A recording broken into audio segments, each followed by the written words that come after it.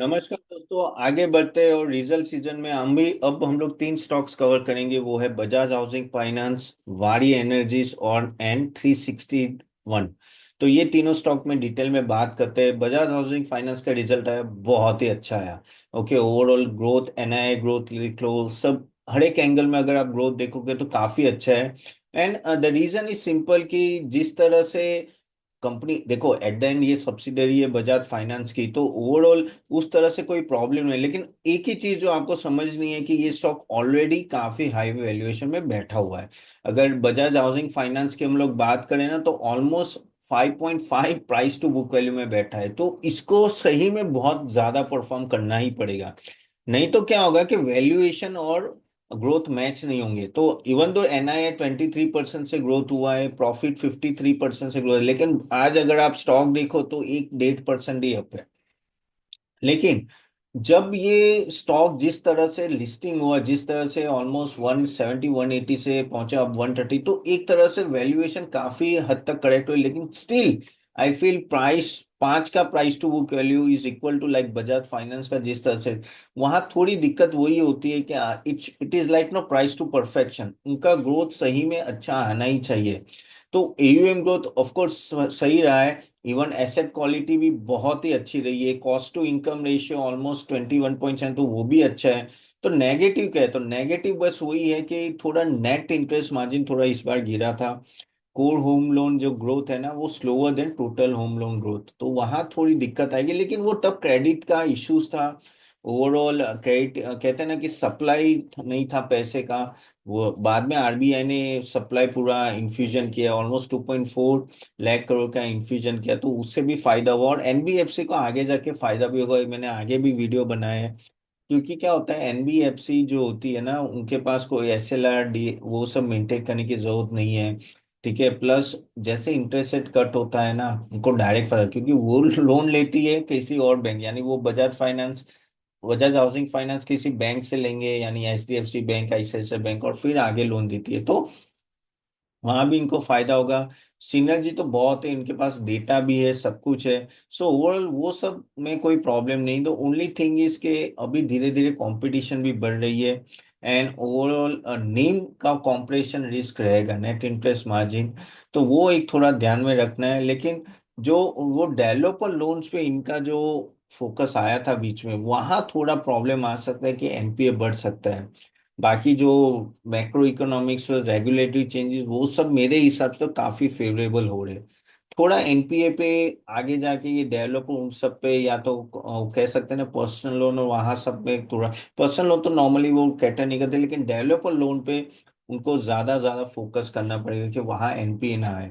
Management का outlook तो सही है कि भाई यहाँ से अफोर्डेबल सेगमेंट में और वो काफी लोन देने वाले, नीम धीरे धीरे स्टेबलाइज होंगे, उसमें कोई प्रॉब्लम, और बेसिकली इनका एसेट क्वालिटी मेंटेन रहेगा, तो वहां कोई इशू नहीं है।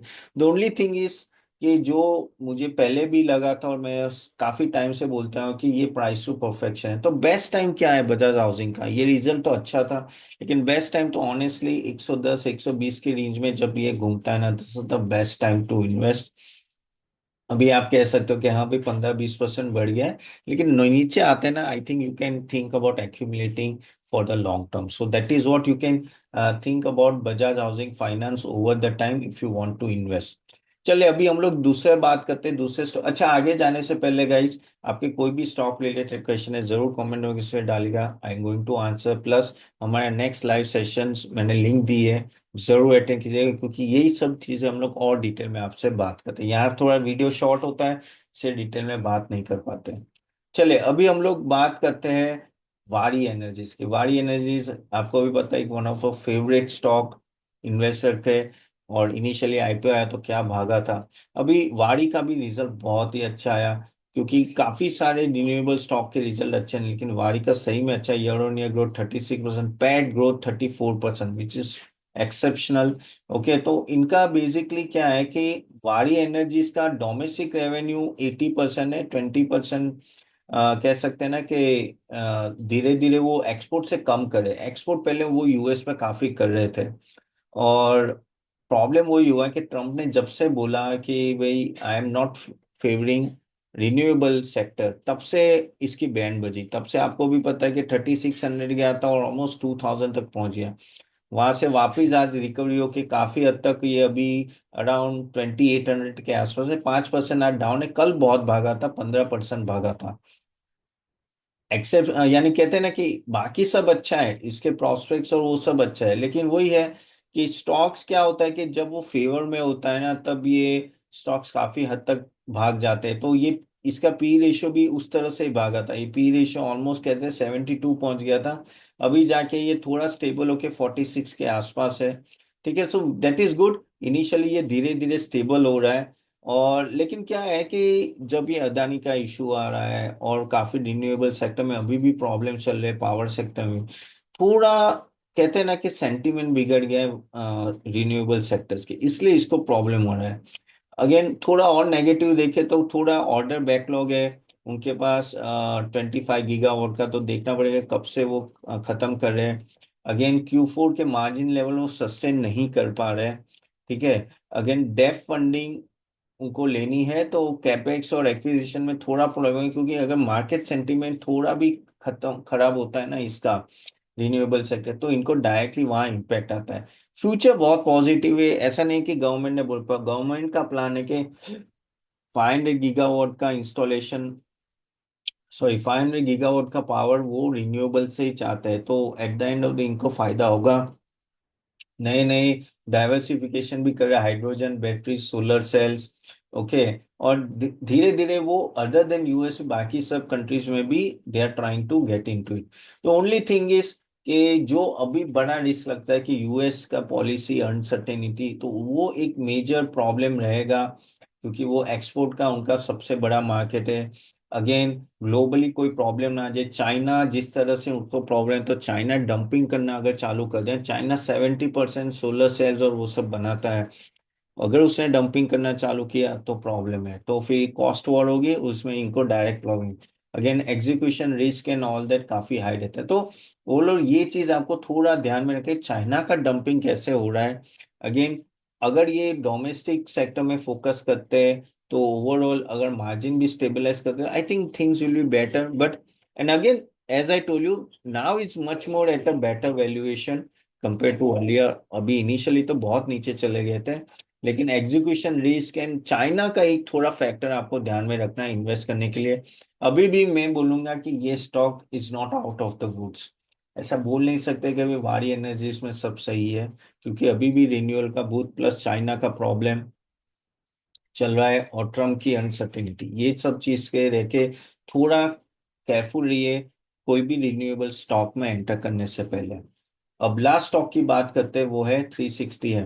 ओके, अगेन गाइस खुद का रिसर्च करना है, this is just my suggestion, do your own research before investing. अभी 361 वन, आपको भी पता है कि ये एक ऐसे वो कहते हैं ना कि पीएमएस और वेल्थ मैनेजमेंट कंपनी है आईआईएफएल की। तो बहुत ही अच्छा परफॉर्म किया है। एंड ओवरऑल जब मार्केट इतना खराब है तो इसने ग्रोथ दिया है, और ना PAT growth 4% year on year, operating income 10%। आपको पता है एंजल उन सब का तो नेगेटिव ग्रोथ आया था। ऑफ कोर्स ये टोटली ब्रोकिंग में नहीं है, वेल्थ मैनेजमेंट में, लेकिन तो भी अच्छा है। अगेन रिकरिंग रेवेन्यूज में 35% ईयर ऑन ग्रोथ, यील्ड भी अच्छा बढ़ा है, और high net worth clients almost 70 new clients लाए हैं। एंड IIFL इज बिन, अभी उनका नाम चेंज हो गया, but it is been consider one of the best. Okay, थोड़ा नेगेटिव वही है कि इनका जो ट्रांजेक्शन रेवेन्यू है वो थोड़ा अभी डाउन हुआ है, क्योंकि मार्केट गिरा है। कॉस्ट टू इनकम जरा 50% बढ़ गया है, सो दैट इज वो थोड़ा प्रॉब्लम है। लेकिन फ्यूचर ब्राइट है guys. Market at the end of the day बढ़ने वाला है। और अभी उन्होंने एक एक्विजिशन भी लिया है, सॉरी यूबीएस ने एक यहाँ स्टेक बाय भी किया हुआ है। तो यूबीएस जितनी बड़ी कंपनी अगर स्टेक बाय करती, बड़ी बैंक, दैट शोस के 360 में कुछ तो है। Okay, so that is what overall में वेल्थ मैनेजमेंट का बहुत ही वन ऑफ द बेस्ट ही मान लो इंडस्ट्री में। और डाइवर्सिफिकेशन भी कर रहे हैं वेल्थ प्लेटफॉर्म्स में, मिड मार्केट में, तो वो सब कर रहे हैं फ्यूचर पॉजिटिव। लेकिन हाँ, जियो फाइनेंस और वो सब आ रहे हैं, जियो फाइनेंस ब्लैक रॉक के साथ है, तो वहाँ एक कह सकते हैं कि अच्छा खासा कंपटीशन आएगा। 40,000 करोड़ का मार्केट कैप है, वेल्थ मैनेजमेंट कंपनी के लिए ये बहुत बड़ा मार्केट कैप है। But they have perform like that. Again overall उनका मार्केट का ऊपर नीचे होता है तो उनका अर्निंग्स भी ऊपर नीचे हो सकता है। अगेन की मैनेजर रिस्क रहा है क्योंकि कुछ लोगों पे बहुत ही डिपेंडेंट है। और ओवरऑल बट लेकिन अगर आप बात करें तो कॉन्फिडेंस कहाँ से आता है, एक तो यूबीएस ने स्ट्रेटेजिक स्टेक लिया है, so which is very good. Again mid teens में ग्रोथ कर रहे हैं वो लोग, 20-25% ग्रोथ कर रहे हैं, सो that is also very good. और वो बोल रहे हैं कि 25% CAGR से आगे जाके भी ग्रोथ करेंगे। So you can understand how confident this management is. So यहाँ से भी अगर 360 की मैं बात करूँ, वो मैं पहले भी आई थिंक मैंने एक वीडियो बनाया तो मैं तभी भी बोल रहा था मुझे ये स्टॉक अच्छा लग रहा है। क्यों अच्छा लग रहा है? क्योंकि wealth management is the future. Correct, क्योंकि आगे जाके ये डिस्काउंट ब्रोकिंग वो सब आ रहा है, लेकिन वेल्थ मैनेजमेंट जैसे जैसे HNIs बढ़ेंगे, जैसे जैसे इनकम बढ़ेगी इंडिया में, लोगों को चाहिए जो मैनेजर जो उनका फाइनेंस हैंडल करें। सोफिस्टिकेशन अभी धीरे धीरे आने लगा है इंडियन मार्केट में। करेक्ट, इंडियन मार्केट में जो कहते हैं ना कि हाँ भाई हमें कोई चाहिए मैनेजर जो हमारे पैसे को मैनेज करे and all that, plus rising income है। तो ये सब डायरेक्ट बेनिफिट इन सब कंपनियों को आता है। और इसके वजह से no I think this may be doing well over the time. अभी थोड़ा ये मार्केट वॉलेटिलिटी का रिस्क है, but then also I am at lower levels. I think this is a worth taking. Plus UBS ने भी stake लिया है, सो कुछ तो देख के लिया होगा, ऐसे तो लिया नहीं, और वहां ग्रोथ प्रोस्पेक्ट भी बड़ा है। So this is what you have to understand. तो चले ये तीन स्टॉक मैंने जो बात की वो मैं हमने डिस्कस की। एक तो Bajaj housing finance, Waaree energies और 361 है।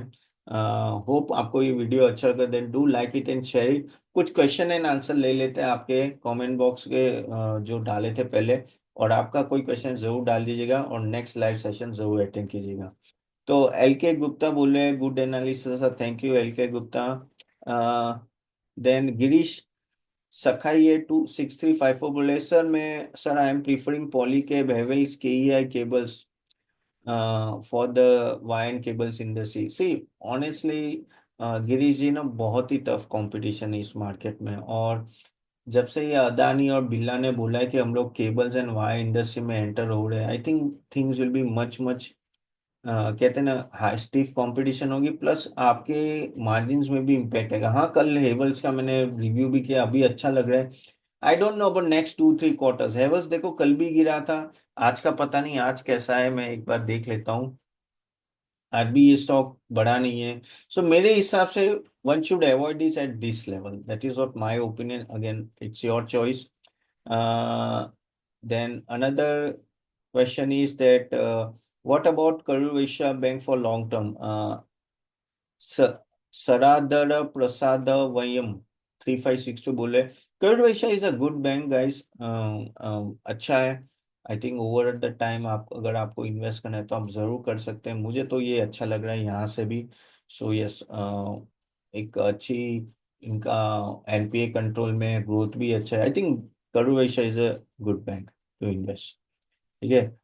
Then another question is Jayant Jayant Ambedkar पुरसे के sir please inform best rating agency both ICRA and CARE is good, लेकिन not for the investment, it is just a rating agency, तो उस तरह से अच्छी है। बट अगर आप बोलोगे कि भाई दोनों क्या इन्वेस्टमेंट के लिए, तो मैं नहीं मानता कि अभी इस लेवल पे इनको इन्वेस्ट करना चाहिए। आई थिंक बहुत सारे अदर ऑप्शन है, वो आप सोच सकते हो। ओके। आतिश बोले sir if funds taken with in a year few funds like systematic defense not performing, what is the open hold or switch time for 7 8 10? I think defence यहाँ से भी परफॉर्म करेगा। आशीष तिवारी जी, तो आई थिंक डिफेंस में अच्छे stocks में बने रहिए। जो ओवर वैल्यूड है उसको थोड़ा इग्नोर करोगे, मैंने काफी डिफेंस पे वीडियोस बनाए तो आप जाके देख सकते हो। लेकिन defence is the thing is not going anywhere, so yes for a long term I think you should hold it. चले तो यहाँ तक रखते हैं गाइस, आपके कोई क्वेश्चन जरूर डालेगा। So thank you very much for joining and I see you next time. Bye bye.